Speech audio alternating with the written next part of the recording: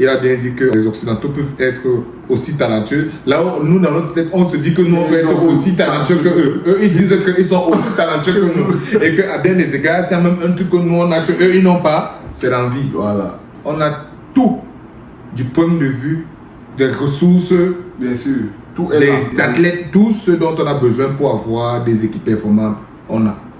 Et là, ce que je suis en train de dire ici, pour moi, ça ne s'applique pas juste au Cameroun, ça s'applique à tous nos pays là, que ce soit la Côte d'Ivoire, le Sénégal, le Togo, le Nigeria, tout le monde. Je pense que nous pouvons avoir des championnats vraiment beaucoup plus compétitifs, beaucoup plus intéressants.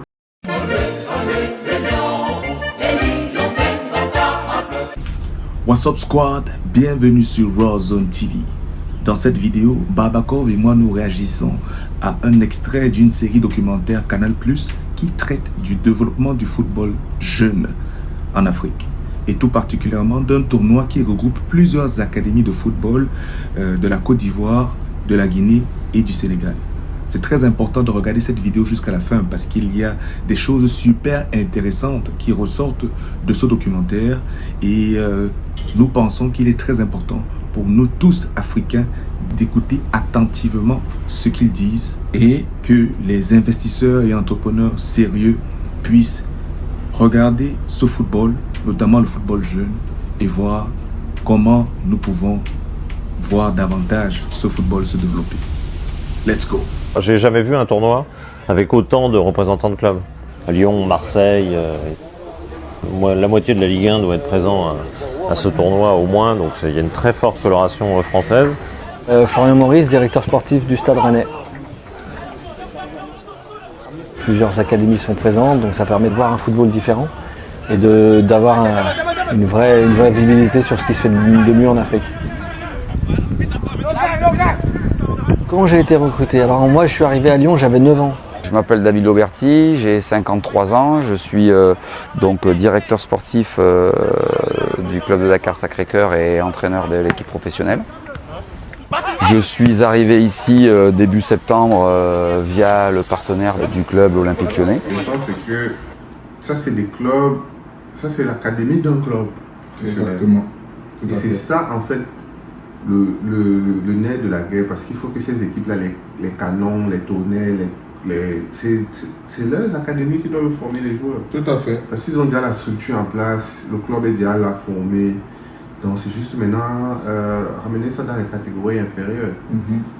Et pendant que tu dis ça, ça me fait me rappeler d'une discussion que j'ai eue avec quelqu'un qui semblait vouloir me faire croire ou me faire comprendre qu'au Cameroun, apparemment, il est difficile pour un club d'avoir un centre de formation parce que, soi-disant, il y aura un niveau de corruption au pays qui est tel que non, tu ne peux pas avoir les deux secteurs, c'est-à-dire que soit tu as ton club et tu te bats pour le championnat, soit tu as ton centre de formation séparé. Moi, j'ai entendu ça, j'étais comme... C'est manque de logique. Je ne sais pas si c'est vrai ou c'est faux, je ne sais pas si quelqu'un peut nous éclairer en commentaire, mais pour moi, ça ne fait pas trop de sens. Je ne sais pas si c'est même vrai parce que la KSA semble, dans les histoires qu'on a entendues récemment avec l'Africa Foot, ils semblaient se positionner comme si eux-mêmes avaient carrément un club. Non? Ils ont une équipe, voilà. Bien sûr, parce que tu ne peux pas être formateur. Parce que si tu formes les jeunes, tu les formes à quoi? Il faut bien jouer, exactement. Il faut des compétitions. Donc, si tu les formes, si tu dis tu formes les jeunes, donc quand ils finissent, quand ils arrivent à 17 ans, qu'est-ce qu'ils font? Ils jouent un peu, donc il n'y a pas de logique là derrière. Tout à fait. Normalement, c'est là où ça devait commencer. Le club, tu as déjà des professionnels qui sont là, établis. Maintenant, tu commences à investir en bas. Tout à fait. Au fur et à mesure, ils grandissent, ils intègrent le club professionnel. Et c'est de là que tout part. C'est ça. On peut donc alors se demander qu'est-ce que ça prend pour voir davantage de clubs camerounais avoir leur centre de formation via lesquels des pépites vont être découvertes. Et bien lesquels ils forment leurs futurs joueurs à eux-mêmes. C'est ça, exactement. On a 11 joueurs qui sont suivis par l'Olympique Lyonnais. Ça ne veut pas dire que ces joueurs-là, ils vont tous à l'Olympique Lyonnais. Ça ne veut pas dire que ces joueurs-là, ils vont tous réussir à l'Olympique Lyonnais. Mais c'est des potentiels identifiés Olympique Lyonnais. Donc Ligue 1 et peut-être Ligue des Champions. Pathé, très très jeune, Il faisait des choses avec le ballon, donc des grosses qualités techniques. Il y a quelque chose quand il touche le ballon, ça prend la touche de balle, ses contrôles, etc. C'est déjà un titulaire en Ligue 1 dès sa première saison à 17 ans, parce que lui, il ne peut pas partir à ce mercato-là parce qu'il aura 18 ans qu'en fin d'année. C'est un joueur talentueux. Ouais, Nguyen Sang-Jean, il est arrivé au club depuis tout petit. Un jour, je serai nominé au Ballon d'Or. Il me l'a dit, il avait 8 ans. C'est le RCA qui m'a fait. Et je suis reconnaissant envers ce club-là. Quand ce club m'a tout donné comme éducation, en tant qu'homme, éducation sur le terrain, tout. Au RCA, c'est pas que le foot. On construit des personnes, pas des footballeurs, des personnes. Je pense que depuis ces années jusqu'à maintenant, il y a eu beaucoup de progrès, beaucoup de progrès. Notamment la saison passée où tu as été meilleur espoir du football ivoirien et meilleur joueur du championnat de la Ligue 1 ivoirienne. Voilà, donc je pense que tu as beaucoup progressé, mais garde la tête sur les épaules, c'est très important ça. Le football, après ça va vite, hein. Ça va très vite. Garde la tête sur les épaules, continue de rester comme tu as été toujours le bon gamin. Voilà, respectueux, passionné par le foot. Il ne faudrait pas que autre chose vienne à te détourner de ton objectif. Là, tu es en sélection A, c'est bien, mais ce n'est que le début. Là, il va falloir que tu investisses plus, pour que tu te battes, que demain tu sois pourquoi pas titulaire en équipe A. En jouant au championnat ivoirien. Exactement, c'est ça. Parce qu'à la fin de la journée, je suivais encore dans l'un des extraits, la partie 4 du documentaire sur Samuel Mbappé-Lépée, que tu peux d'ailleurs retrouver ici. On a un ancien dirigeant de l'Orix qui parle de ce que lui il a vu, c'est-à-dire qu'il a vu jouer les Samuel Mbappé-Lépée, les joueurs de cette époque-là, on est dans les années 60, et il compare aux joueurs modernes qu'on peut voir, et pour lui, il n'y a pas match du tout, c'est-à-dire que le niveau d'intensité que les joueurs d'avant avaient comparé à ce qu'on voit aujourd'hui, pour lui, il n'y a même pas ça. Et donc, du coup, je me dis, moi, je pose la question, qu'est-ce qu'on peut faire pour pouvoir raviver ça exactement? Et moi, je pense que ça passe par ce que nous sommes en train de voir ici. Ça passe par se déployer en termes d'investisseurs, en termes d'acteurs, pour pouvoir voir davantage de centres de formation bien structurés se développer au Cameroun, mais surtout que les talents soient formés là. Et en fait, maintenant que je vois même ce documentaire, je me rends compte que c'est la structure des clubs même qui est importante. Tout à fait. Parce que le centre de formation, encore une fois, s'il n'y a pas le club à la fin, donc le club à la fin c'est comme l'aboutissement, c'est comme quand tu vas à l'école, tu fais le bac. Tout à fait. Donc pour passer maintenant ton bac, c'est que tu deviens professionnel. Tout à fait. Et si le club n'a pas cette structure-là déjà de base où ils forment les futures générations au fur et à mesure et puis ils éclosent, comme ce gars-ci, il peut être là, il joue à SC Abidjan, il est en équipe nationale à son âge. Tout à fait. Donc c'est ça hein, le nez de la guerre. Tout à fait. Les recruteurs qui sont ici dans ce tournoi, qui sont venus en masse, en très grand nombre, pour la qualité du tournoi bien évidemment, la qualité des équipes, par la qualité de l'organisation, mais aussi parce qu'il y a un besoin tout d'un coup de revoir X joueurs qui sont passés à travers les radars parce qu'ils n'ont pas pu les voir à cause du Covid, tout simplement. Donc là, il y a un vrai besoin, plus, il faut l'ajouter aussi, un besoin économique. C'est qu'évidemment, le Covid, c'est une grave crise économique pour les clubs. Et tout d'un coup, l'Afrique devient extraordinairement intéressante parce que les joueurs, ils sont moins chers, bien évidemment. Et que donc, tout d'un coup, ça devient une opportunité intéressante de découvrir des joueurs pour un certain nombre de clubs. Exactement. Et Samuel Eto'o l'a dit dans son interview sur France 24. Un joueur va être acheté par un club européen en Afrique, je dis n'importe quoi, peut-être 10 millions de francs CFA. Il va représenter quoi en euros? Rien du tout. Voilà, on va résumer ça comme ça. En tout cas, pas plus que 20 000 euros. Je dis, bien sûr, ne vous accrochez pas sur les chiffres que nous donnons, c'est juste pour les ordres, pour illustration. Et après, il arrive en Europe. La même année, on l'a acheté au même prix là. À la fin de la saison, on charge déjà 2 millions d'euros. Bien sûr. Mais il faut qu'on soit donc capable d'observer justement le manque à gagner de différents clubs. Et c'est la raison pour laquelle moi, je milite pour la structuration de notre football. Exactement. Pas simplement parce que la FECAFOOT doit organiser ou je sais pas tout quoi, mais parce que les acteurs, les propriétaires de clubs, les gens qui détiennent ces structures doivent se mettre dans une position de pouvoir exporter un produit fini Exactement. au lieu de la matière première. Parce qu'on est toujours dans les matières premières. Ça, c'est la matière première, c'est tout à fait. Exactement. Alors que si tu le développes au produit fini, que c'est peut-être à 22 ans que le club européen vient maintenant vers lui, il a déjà développé un niveau de compétence qui est déjà clair, il peut jouer Champions League, il peut jouer de haut niveau. Quand il arrive là, il t'achète un joueur de football, imagine on achète un joueur de football, je dis n'importe quoi, 2 millions d'euros. Tout à fait. Mais ça change la vie du club. D'abord, et ça a de l'impact directement. Directement. Donc à la fin de la journée, non, définitivement, je pense que c'est quelque chose qu'on doit prendre très au sérieux parce que on a vu l'Euro, on a vu la Copa América, mais je vais me concentrer d'abord juste sur l'Euro. Je suis désolé, c'est toi qui disais en off que d'ici quelques années on s'amuse. La plupart de ces équipes nationales européennes, il n'y va avoir que des Africains. Il y aura que les Baldé, les Kanté, les Chouameni. Il y aura que les Tangana, il va jouer pour l'Allemagne, tu vas voir, je sais pas, Mbela jouer pour la Suisse. Exactement. Un Traoré joue, mais ce sera que des Africains. Si on laisse entre ce produit continuer. Exactement. Alors que je pense que, parce qu'il y a souvent même un autre argumentaire qu'on va dire, hein, par exemple Kylian Mbappé, on va te dire que ah non, c'est pas un Camerounais parce qu'il n'a pas été formé au Cameroun. On a vu le match Espagne-France, Espagne-Angleterre. Dans le match, le commentateur français n'a pas peur d'appeler le Normand qui a le maillot de l'Espagne sur le corps le défenseur français. Donc à la fin de la journée, moi ce que je dis c'est que il faut que nous, les Africains, on apprenne à être fiers. Exactement. Parce que à travers pourquoi il faut d'abord être fier? Parce qu'on a d'abord toutes les qualités nécessaires pour marcher la tête haute. Exactement. Parce que, comme je te dis, on peut regarder juste la plupart des équipes dans le monde.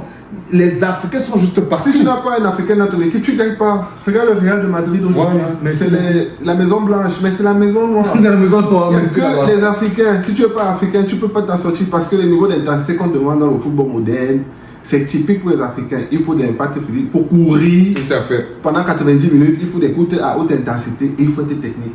Voilà nos qualités en général des Africains. Et je pense que c'est un recruteur, si au-delà de Covid, comme il est en train de dire que oh non, à cause de la manne financière, oui, ça c'est clair, il n'y a même pas de discussion là-dessus. Mais je veux dire que au-delà du fait que les joueurs soient moins chers, il y a le talent pour dire la vérité. Parce que c'était moins cher, il pouvait aller recruter un joueur en Thaïlande. Voilà, exactement. Parce que s'il vient, il sait que c'est un joueur, c'est la bonne qualité et c'est à bas prix. À bas prix. Tu achètes, tu fais des bénéfices. C'est comme ça que tu fais des bénéfices dans la vie. Tu achètes moins cher, tu vends plus cher. Exactement, c'est ça. C'est aussi clair que c'est aussi simple que ça. Tout à fait. Donc tu as vu le reporter, ils sont tous, lui-même il a dit non, presque tous les clubs de L1 sont là. Voilà. Les recruteurs, tous les visages parlent. C'est vraiment. En tout cas, chacun tire la corde de son côté, c'est sûr. Bien sûr. Mais moi, je dis juste que nous, donc maintenant, c'est le moment aussi qu'on prenne, enfin, qu'on doit essayer de se battre pour tirer aussi la corde de notre côté. Ça ne peut plus marcher comme ça. Parce que moi, je pense qu'il faut qu'on soit capable d'avoir des championnats forts. Exact. Et on a tout pour avoir des championnats forts. On a les talents.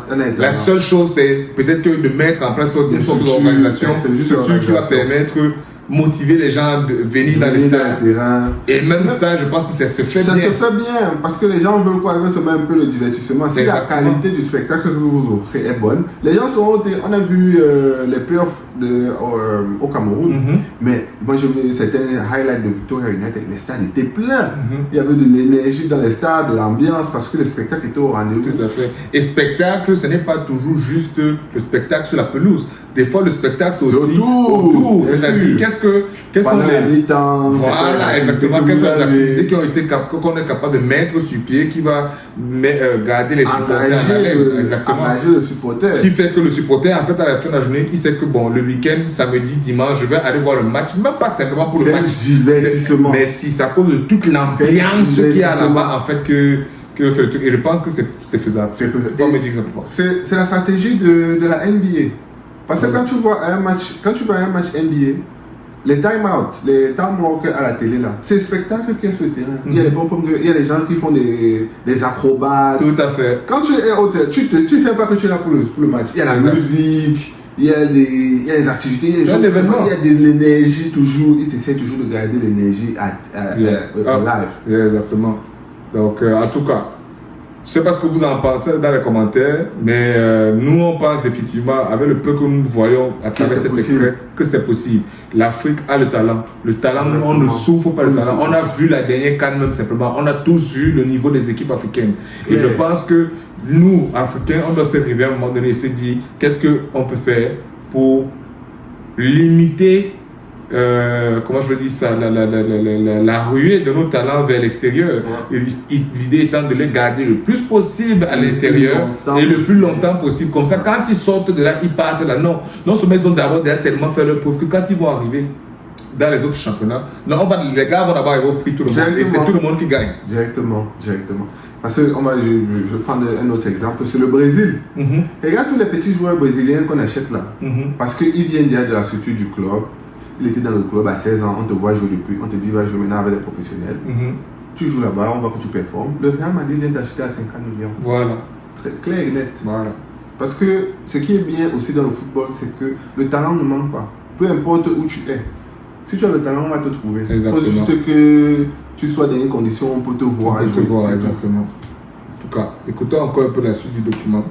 Allez, vous allez vous animer. Allez, prenez du plaisir. Je veux voir de la joie sur vos visages. Je veux voir de la joie sur vos visages. Une équipe qui est heureuse.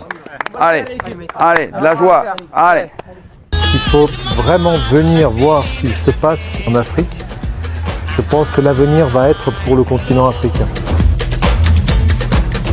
Ils ont tous, depuis le premier jour et même avec de la fatigue, une envie incroyable de faire les efforts. Plus appliqué encore, plus appliqué, plus agressivité. Beaucoup de courses, beaucoup d'intensité, beaucoup de plaisir à jouer. On appelle, nous, dans le football, ils ont faim. Voilà, c'est pas un mot péjoratif dans le football, dans le sport. Avoir faim aujourd'hui, c'est pas donné à tout le monde. Et j'englobe les Européens. En revanche, ici, quand on arrive ici, on s'aperçoit que tous les garçons ont ce dénominateur commun de tout donner sur un terrain de football. C'est ça qu'il faut qu'on prenne, nous, du continent africain, pour le transposer en Europe.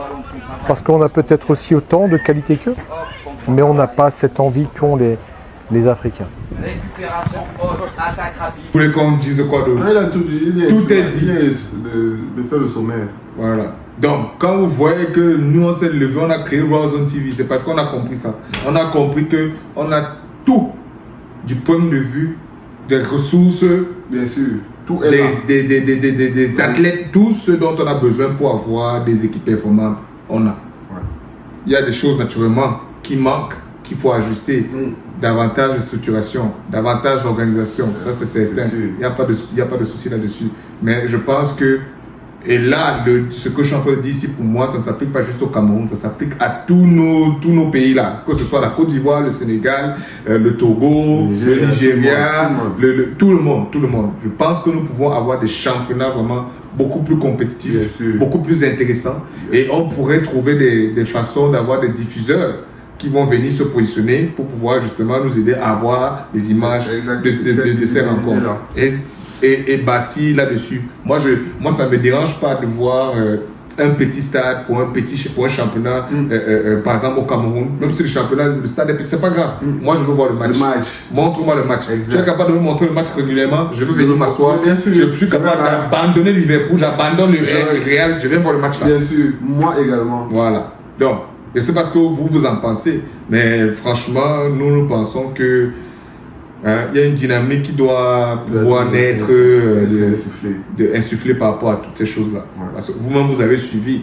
Il a bien dit que les Occidentaux peuvent être aussi talentueux. Là où nous, dans notre tête, on se dit que nous, on peut être aussi talentueux que eux. Eux, ils disent qu'ils sont aussi talentueux que nous. Et qu'à bien des égards, s'il y a même un truc que nous, on a que eux, ils n'ont pas, c'est l'envie. Voilà. Et je suis désolé, on ne peut pas venir nous dire que on est en 2024. On a la gracieuseté pendant cette année d'avoir quasiment toutes les compétitions possibles qu'il peut avoir sur la Terre. Exactement. Donc, on a vu la CAN, on a vu la Coupe d'Asie, on a vu la Copa América, on a vu l'Euro.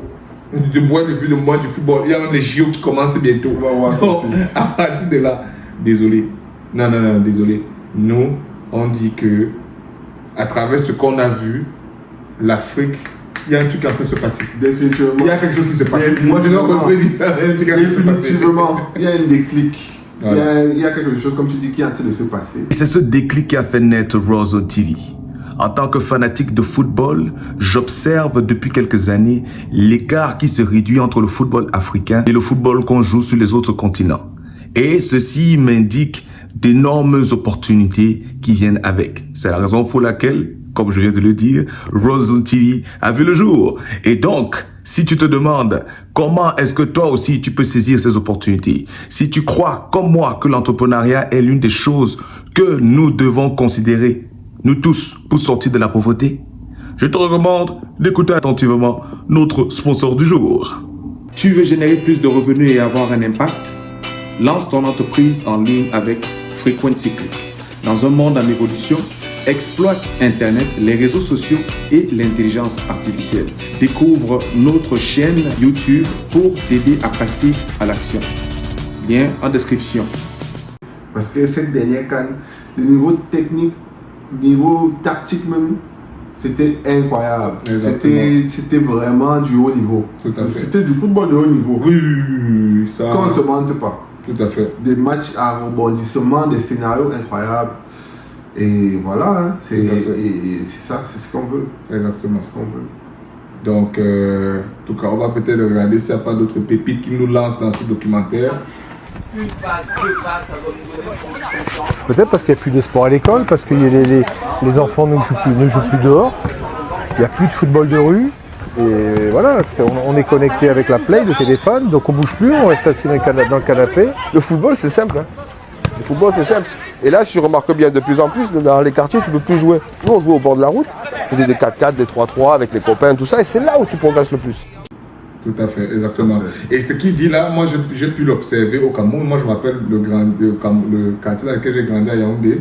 Il y avait un terrain sur lequel on jouait à un moment donné. Bon, le terrain n'a pas. C'était un terrain privé. À un moment donné, les propriétaires sont venus récupérer leur terrain. Mais je crois quand même que dans le quartier, on a réussi à trouver un autre sport pour jouer. Mais pour dire en fait que c'est ce que ça prend, c'est-à-dire qu'il faut qu'il y ait.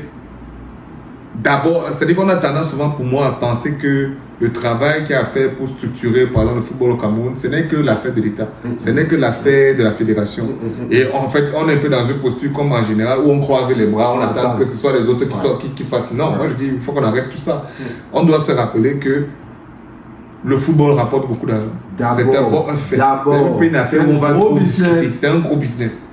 Naturellement, tout le monde ne peut pas gagner généralement. C'est-à-dire que tous les footballeurs ne peuvent pas devenir des professionnels. Tout le monde ne peut pas être Lionel Messi ou Cristiano Ronaldo ou encore simplement Samuel Eto'o ou Roger Mila.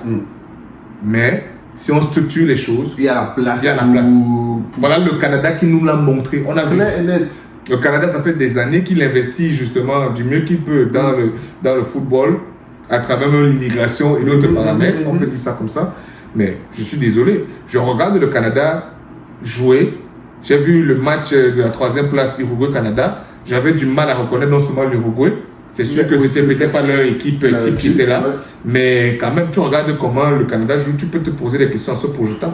Cameroun-Canada, là maintenant, on est sûr dans le match là. Et un fait important, beaucoup des joueurs canadiens jouent au championnat canadien, parce qu'il y a la première ligue canadienne. Merci beaucoup, voilà. On veut me dire que la première ligue canadienne est capable de dépasser un championnat qu'on est capable de mettre au Cameroun. Mais qui a quel pool de talent au Canada? Je ne comprends pas. Le pool de talent du Cameroun, jusqu'à on ne peut pas faire un championnat qui dépasse le championnat canadien. Je ne comprends pas. Mais ça veut les joueurs du championnat canadien que les gars là sont allés à la coupe. Voilà. Beaucoup de la majorité. Voilà. Sont au championnat canadien. La ligue les Chouaniers. Les Chouaniers. Mais Chouaniers là, c'est la magie du joueur. Crépeau. Crépeau, c'est le chat au bol. Mais gars, imagine un pays comme le Canada, ils sont capables de faire ça en si peu de temps, parce que c'est depuis qu'on leur a donné la Coupe du Monde que je vois déjà, quand j'étais à Toronto, beaucoup de terrains de baseball étaient reconvertis en terrain de foot. Voilà. Donc on vous donne seulement accès que aller jouer, ça développe les tactiques. Vous jouez là, tu te développes, c'est comme ça que ça se passe. Tout à fait. En tout cas, pour dire que vous avez vu, vous avez écouté, ce sont des représentants de clubs sérieux en France, l'Olympique Lyonnais, pour des clubs professionnels qui sont là, qui disent carrément que ils doivent prendre les jeunes occidentaux, les amener en Afrique pour venir voir. Venir apprendre les petits africains. Ça c'est quand même... C'est fort. C'est fort, hein. Et nous on est là tous les jours, on est là seulement, on veut se battre pour partir en Europe. Alors qu'eux, ils sont en train de vouloir dire à leurs petits que allez plutôt voir ce que, dans les conditions dans lesquelles les petits là sont en train de travailler et avec quel genre d'envie ils ont envie de réussir. Je sais pas. Les gars, sincèrement, je sais pas ce que vous pensez de ça, mais en tout cas, nous on reste convaincus que quelque chose doit être fait. Ouais. À l'intérieur de nos pays, et on ne doit pas juste attendre nos gouvernements, on ne doit pas juste attendre les fédérations, on doit se bouger nous-mêmes en tant que créateurs, en tant que personnes qui peuvent impulser des bonnes dynamiques. On doit se positionner dans cette dynamique. Voilà, je suis désolé, le Real Madrid n'a pas été fondé par le ministère des Sports. Merci beaucoup. De l'Espagne. Merci beaucoup. Je suis désolé. Voilà. Le Real Madrid, quand il va acheter les joueurs, il ne demande pas la permission à quelqu'un. Il achète les joueurs qu'il veut parce qu'il a fondé son club. Exactement. Il a formé ses petits qu'il peut vendre. Il a sa structure, il a son business. Voilà. Par son business. Voilà. Comment est-ce qu'on peut mettre en place des clubs au Cameroun qui peuvent justement être des faits de lance même de l'économie? Parce qu'on entend ça beaucoup, les gens nous disent que oh non, le football elle a rapporté quoi. Qu'est-ce que vous racontez? Moi je ne comprends pas cette logique. La valeur du Real de Madrid c'est dans les milliards d'euros. Yes. Tu me dis que le Real de Madrid n'emploie pas plus de 100 Espagnols. Yes. Minimum. Je ne comprends pas. Donc ça ce n'est pas une contribution à l'économie espagnole. Demandez-en. Oh, mais de quoi parlez-vous? Parce que sur le football, on joue avec un ballon, il se fait remplir plein d'air. Il y a l'argent là-dedans. C'est un business, ce n'est pas un loisir. On joue au football parce que c'est un loisir, mais le football professionnel, c'est un business. Voilà. Faut mettre là sur la table. Et ça prend des investissements, comme tout business. Tu dois améliorer ton usine, tu dois acheter de nouveaux matériels, tu dois construire des stades. Tu dois investir dans des bons ballons, investir dans des bons managers, investir dans des bons coachs. Tout à fait. C'est-à-dire que si on réussit à apporter plus d'attractivité dans les stades, et je pense qu'au Cameroun, dans l'instant T, on peut le faire.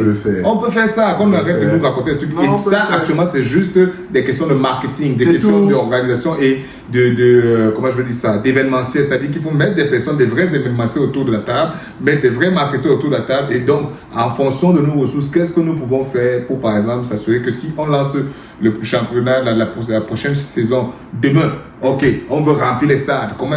Et je pense quand même que l'Africa Foot est quand même dans une bonne dynamique, essaie de travailler là-dessus. Mais je pense qu'il faut mettre la pression. Parce que quand on voit des trucs ici, il faut que les gens comprennent que c'est soit nous on fait ça, soit tous ces clubs vont venir récupérer comme ils le font toujours. Voilà le directeur technique de quoi Sacré-Cœur de Dakar, c'est un Français. Nous on ne veut pas ça.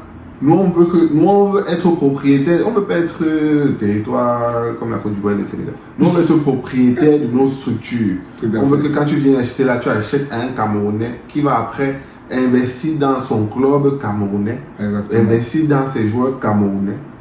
Donc c'est par là que ça passe. C'est ça. Donc, je ne sais pas s'il y a quelque chose que tu veux rajouter. Que les entrepreneurs du football, mettez-vous, le président de Victoria United, je vois tu vas voir Valentin Coin. Développe ton centre de formation, monsieur. Développe le centre de formation, on veut plus les Nathan Douala. Que tous les petits de 8 ans au Cameroun disent que je veux aller à Victoria United. On nous a même dit que Nathan Douala et Carlos Bariba ont même quelque part grandi ensemble. Dans le quartier, peut-être jouer des compétitions ensemble. C'est de ça qu'il s'agit. Voilà. Avec structure-nous un club, tu as tes U19, tu as les SSI, tous les catégories minimes, cadets, seniors, juniors, professionnels. Tout à fait. Là, maintenant, et rentre, je suis désolé, tu vas te faire de l'argent. Parce que si tu es dans une situation où, disons, le Victoria United était bien structuré, il n'y a pas eu de problèmes d'âge et tout. Mais c'est que Nathan Douala, tu peux le vendre même 2-3 millions d'euros. Ça change la vie de tout ce club. Tout à fait. Il n'y a même pas de donc, ça part de là, les gars. Qu'est-ce que vous en pensez? Laissez-nous savoir ou donnez nous vos opinions en commentaire. Si ce n'est pas déjà fait, n'oublie pas de t'abonner, d'activer la cloche de notification et de partager massivement cette vidéo à d'autres supporters inconditionnels des Lions indomptables du Cameroun et des fanatiques du football africain afin qu'ensemble nous fassions entendre nos voix. Aussi, n'oublie pas de regarder cette vidéo dans laquelle nous passons en revue la poule J dans laquelle le Cameroun se trouve pour les éliminatoires de la CAN 2025. La deuxième étoile du Cameroun, c'était au Maroc. On a loupé d'aller prendre une autre étoile à Abidjan. Je pense qu'il faut s'organiser pour ne pas se louper pour le Maroc.